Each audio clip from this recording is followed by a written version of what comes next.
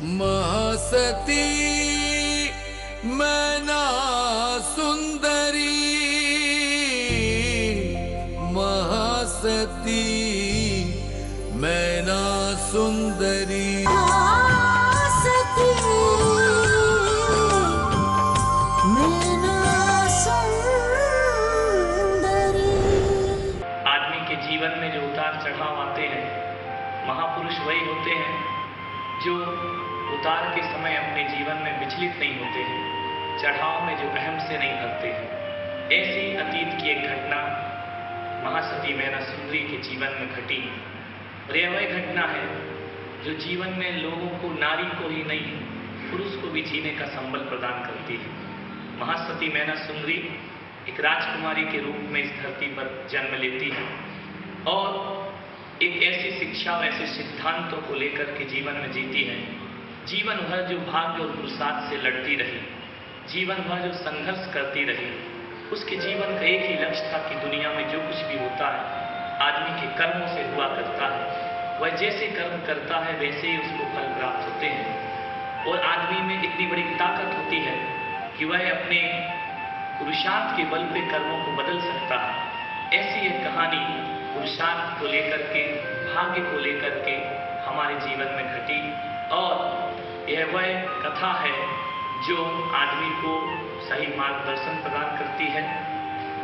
और यह कह सकता हूँ कि महासती मैना सुंदरी जैसा आदर्शमय जीवन, सतियों में जिनका अपना एक नाम है कि कैसे विपरीत परिस्थिति, संघर्ष, उपसर्ग और विषम से विषम परिस्थिति में भी जिसने धर्म की आस्था को नहीं छोड़ा, वह लड़ती रही अपने कर्मों से, वह लड़ती रही अपने भाग्य से और एक संकल्प लेकर लड़ती रही कि यदि मैं ठान लूं तो अपने दुर्भाग्य को सौभाग्य में बदल सकती हूँ, मैं अपनी बदकिस्मती को सौभाग्य में बदल सकती हूँ। अवतार, धर्म रक्षक, प्रजापालक, राजाधिराज उज्जैन नरेश बाहुपाल जी महारानी सौभाग्य सुंदरी के साथ दरबार में पधार रहे हैं।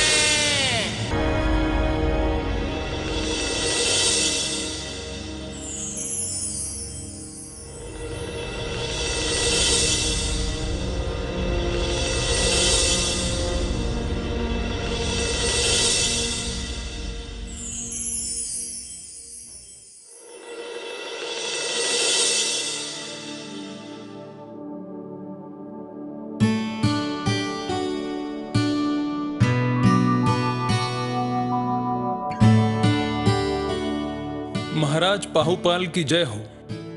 महाराज, अगर आपकी आज्ञा हो तो आज दरबार की कार्यवाही शुरू की जाए। अवश्य महामंत्री जी, हमारे राज्य में सब कुशल मंगल तो है, किसी को कोई असुविधा तो नहीं। हमारी प्रजा शांतिपूर्वक ढंग से अपना जीवन यापन कर रही है या नहीं? किसी के नेत्र में अश्रु तो नहीं, किसी को कोई दुख तो नहीं। मंत्री जी, जिस राज्य की प्रजा दुखी हो उस राज्य का राजा नरक का भागीदार है। ऐसे राजा को राज्य करने का कोई अधिकार नहीं। अगर हमारी प्रजा दुखी है तो हमें सूचित किया जाए। महाराज की जय हो। महाराज, आपकी कृपा और देवताओं के आशीर्वाद से राज्य की संपूर्ण प्रजा एकदम सुख और शांति से अपना जीवन व्यतीत कर रही है। महाराज, राज्य में कहीं कोई समस्या नहीं है। राज्य के गुप्तचर और मैं स्वयं भी समय समय पर प्रजा में भ्रमण करते रहते हैं और उनका सुख और दुख जानते रहते हैं। महाराज, यदि फिर भी कहीं कोई समस्या हो तो मैं तुरंत आपके आदेशानुसार उस समस्या का समाधान कर देता हूं। व्यापारी वर्ग, पशुपालक और कृषक आपके राज्य में सब सुखी हैं महाराज, और आपके आदेशानुसार राज्य के वृद्धाश्रम, अनाथालयों की व्यवस्था भी सुचारू चल रही है। महाराज, औषधालयों में रोगियों को निशुल्क औषधियां एवं भोजन वितरित किया जा रहा है।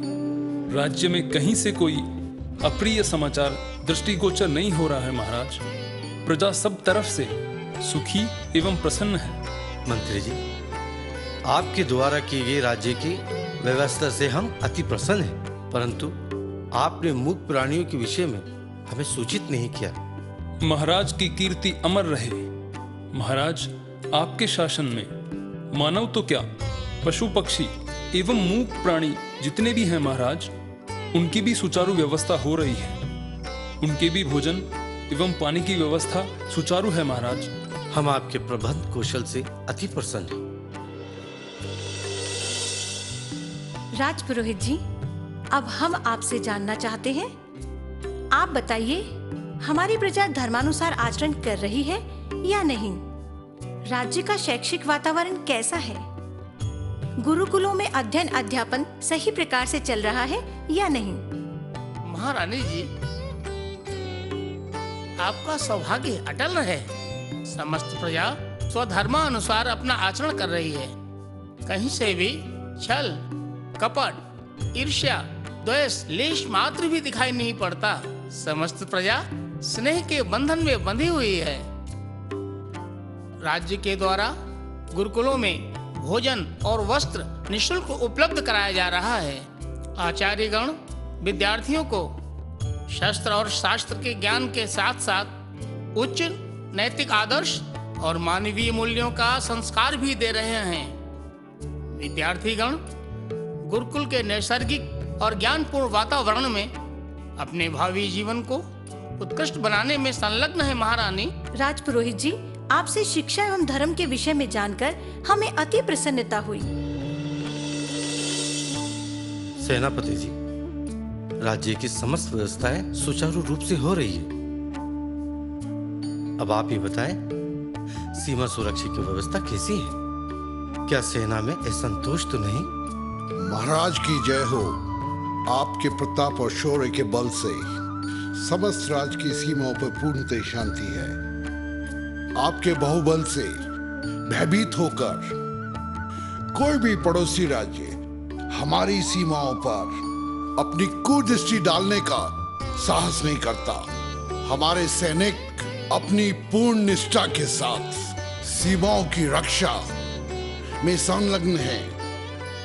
हमारे गुप्तचर भी पूर्णतः सक्रिय हैं और सैनिक हमारे पूरी तरह प्रसन्न हैं। किसी के मन में असंतोष की भावना नहीं है। महाराज, आप सीमाओं की ओर से पूर्णतः निश्चिंत रहिए।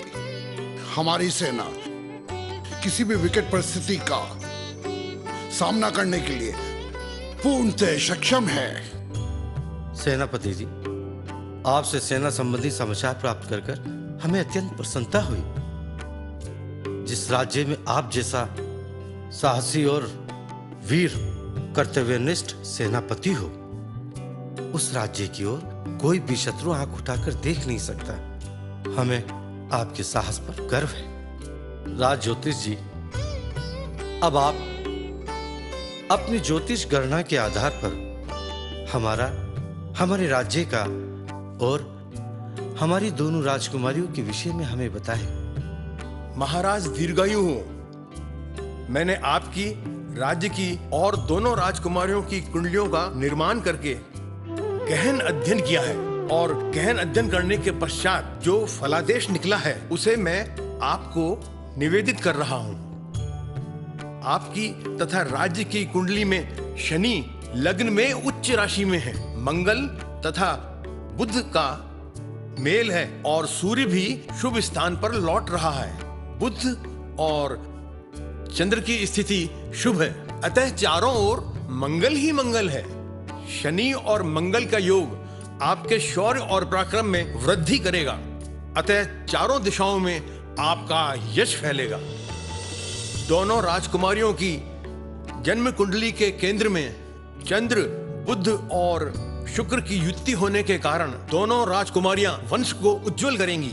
इतिहास में उनका नाम स्वर्ण अक्षरों में लिखा जाएगा। यावत चंद्रदेव आकर उनकी कीर्ति का गान होगा। ज्योतिषी जी, आपके भविष्य कथन को सुनकर हमें अत्यंत प्रसन्नता हुई। महाराज, आपके निर्देशानुसार राजकुमारियों के जन्मोत्सव के सारे प्रबंध पूर्ण हो चुके हैं। राज्य की जनता को इस जन्मोत्सव में सम्मिलित होने के लिए निमंत्रित भी किया जा चुका है। चारों ओर उत्साह का माहौल है महाराज। और दान विभाग द्वारा सभी गरीबों और असहायों को दान में वस्त्र एवं अन्न वितरित किए जा रहे हैं। महारानी जी, आज हमारी दोनों सुपुत्रियां, हमारी दोनों राजकुमारियां राज दरबार में दिखाई नहीं दे रही। कहाँ है वो? महाराज, आप अधीर न होएं। दोनों राजकुमारियां राजकीय उद्यान में क्रीड़ारत हैं।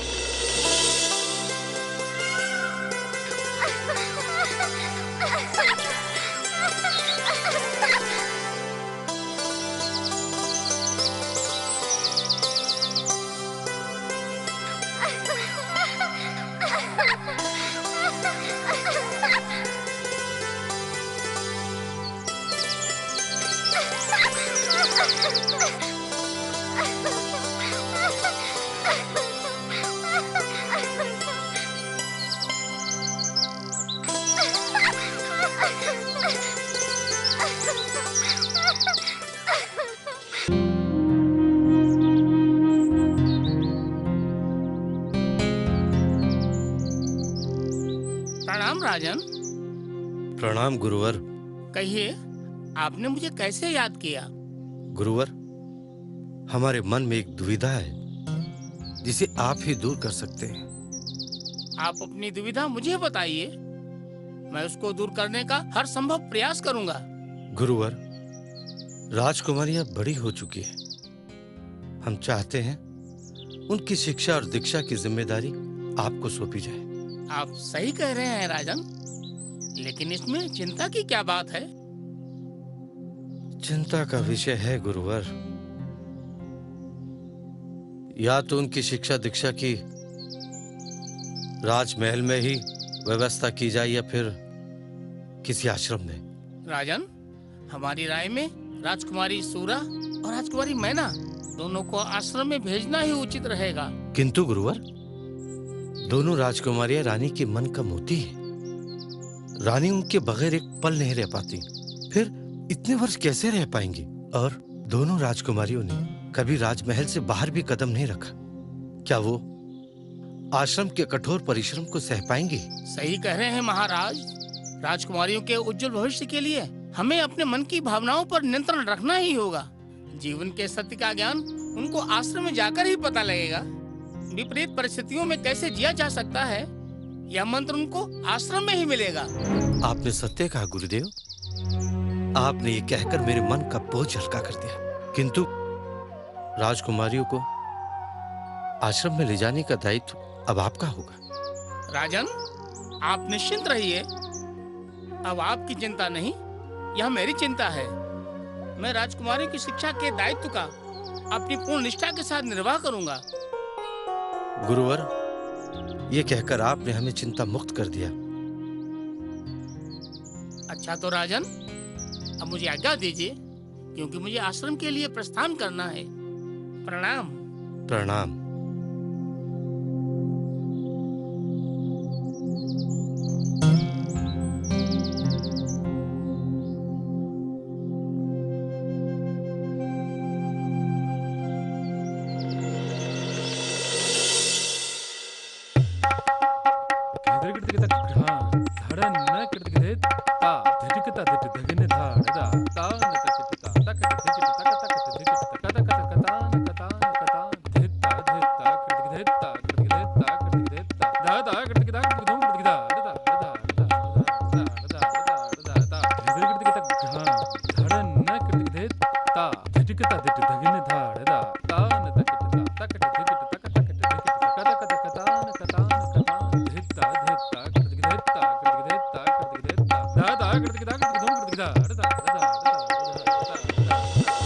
प्रणाम गुरुदेव।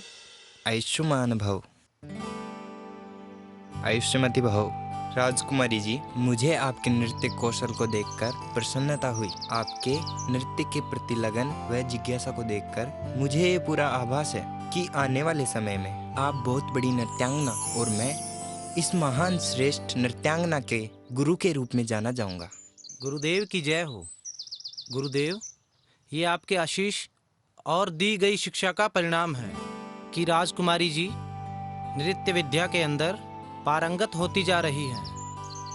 आप जैसा गुरु मिला ये इनका सौभाग्य है। ये सब तो राजकुमारी जी की कठिन लगन और अभ्यास का परिणाम है। हमारा आशीर्वाद हमेशा इनके साथ है।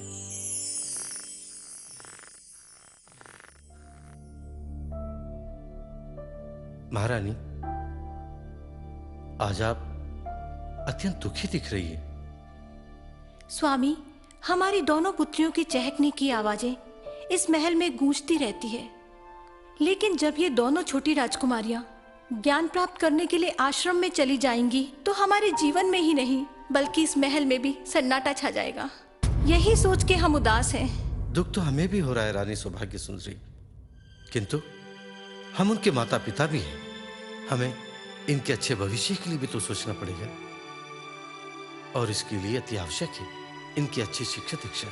आप सत्य कह रहे हैं महाराज, पर क्या करें हम? माँ जो है, बच्चों को खुद से अलग करने में कलेजा मुंह को आता है। हम तो यही सोच सोच के दुखी हैं कि जो राजकुमारियां पानी भी अपने हाथ से उठाकर नहीं पीती, वो वहां आश्रम में कैसे काम करेंगी? यहाँ तो उन्हें पूरी स्वतंत्रता है, पर वहां अनुशासन में कैसे रहेंगी? आपकी चिंता उर्वारुक बंधना मित्रो मुक्षे मामृता स्वाहा यजामहे सुगंधिं पुष्टिवर्धनम् उर्वारुक बंधना मित्रो मुक्षे मामृता स्वाहा उर्वारुकमेव मृत्यो मुक्षे मामृता स्वाहा। प्रणाम महाराज। प्रणाम राजन। प्रणाम गुरुवर। राजकुमारी सूरा और राजकुमारी मैना दोनों को आश्रम ले जाने की व्यवस्था पूर्ण हो गई है महाराज।